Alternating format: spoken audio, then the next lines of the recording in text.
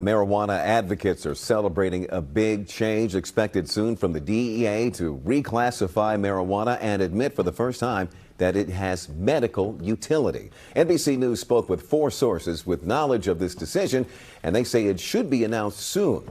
Reporter Ted Oberg took a look at what the decision means and joined us now live to explain what he's learned. Ted? Yeah, this could have real impacts for the acceptance and the business of marijuana. It is not going to decriminalize it, however, or automatically open markets like DC's and Virginia's to legal recreational sale. According to NBC News, the DEA is expected to move marijuana from Schedule 1 drug to a Schedule 3 drug.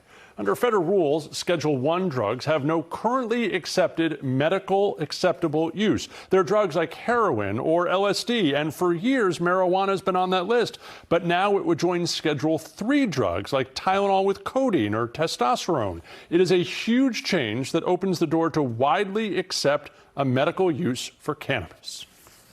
So nobody's ever been allowed to really test it or use it, so there's no known medical use. End of story. But you need to have that testing.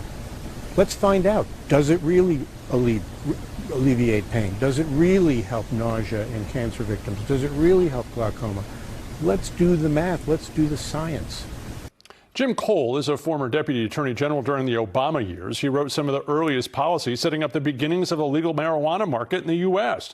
The DEA scheduling decision, which NBC News says has been internally approved but not announced, will open doors for more testing and some business tax advantages. But, and this is a big but that bears repeating, it doesn't decriminalize or legalize marijuana nationally. Remember, Schedule 3 drugs still require FDA approval and prescriptions. So for consumers in places like D.C. and Virginia, it may not make huge changes. J.M. Padini works with NORML, the National Organization for the Reform of Marijuana Laws. This doesn't change the retail access component for either DC or Virginia when it comes to adult use. Neither has been able to implement a regulatory model that permits adults 21 or older to buy cannabis outside of their medical cannabis structures.